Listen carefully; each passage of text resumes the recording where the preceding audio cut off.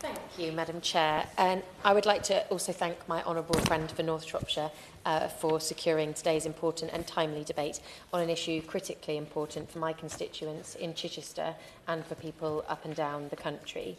The challenges facing our water infrastructure are well documented, and across the country, wastewater treatment works have been operating well beyond their capacity for years with serious consequences, and I'm minded to remember a situation back in the general election where I knocked on the door of a lady I hadn't seen in many years. Her name is Alison. She lives in my constituency. She's a wheelchair user, and she told me how she'd been moved to a new social home. She was delighted. She'd lived there happily for 2.5 years until a new development was built just in the field next door, and suddenly her toilets no longer flushed and she had no access to her wet room.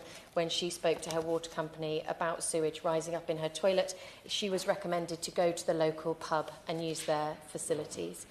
It's totally unacceptable for Alison and for every single constituent that is facing these situations, because when our systems become overwhelmed, storm overflows and sewage spills then pollute our rivers, harbours and coastline, failures that are visible nationwide. Water companies have a duty not only to provide clean water, but also to manage wastewater safely and effectively, and yet the system has been failing for many years.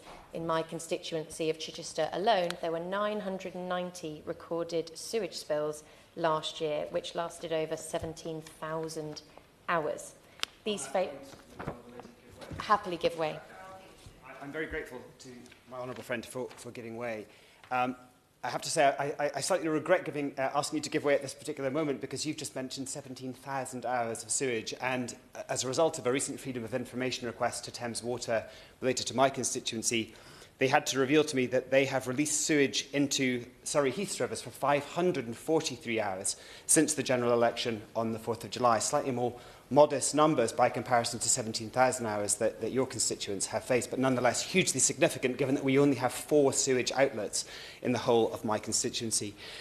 Does my honourable friend agree with me that if we want new housing to be built, and we do, then water companies, who we are often very hard upon, need to be treated as strategic partners in development, and to be forced also with tougher regulation, admittedly, in order to deliver the rapidly growing communities that we want to have for all of our residents?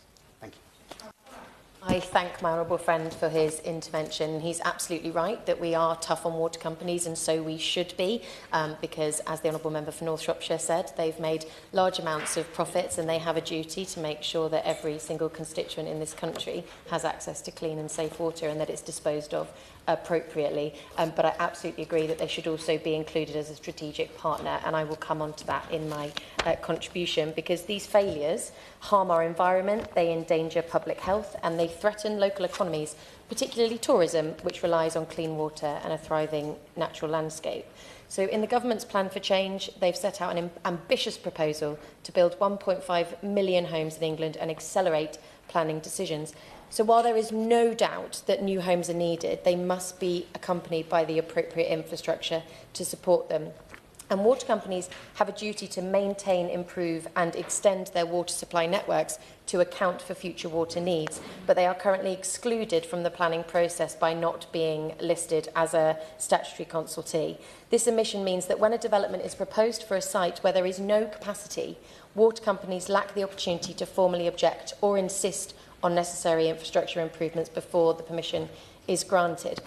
This issue is compounded by how capacity is currently measured in our wastewater treatment plants, because instead of assessing the real-world resilience of our wastewater infrastructure, capacity is gauged by measuring dry spells over a 12-month period, which means that a company's capacity can change year on year depending on the weather, and with an ever-changing climate, that is not an accurate measure of a site and the capacity that it can cope with. It's not a realistic reflection of the demand on new developments in place. If they were statutory consultees, they could highlight those inefficiencies at an earlier stage, ensuring that essential upgrades are planned and delivered before new improvements and developments are approved.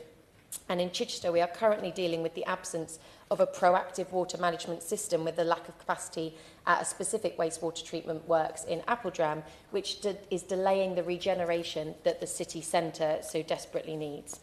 So in order to address these challenges, we must adopt a more proactive and consistent approach to wastewater management. And as the member for North Shropshire mentioned, a key element to this is sustainable urban drainage solutions, otherwise known as SUDS. And I'm really pleased that Chichester District Council have included SUDS as part of their local plan, which is currently being inspected upon. But that shouldn't be applied on an authority by authority basis. We should see legislation that means that SUDS are the standard across the country. Thank you.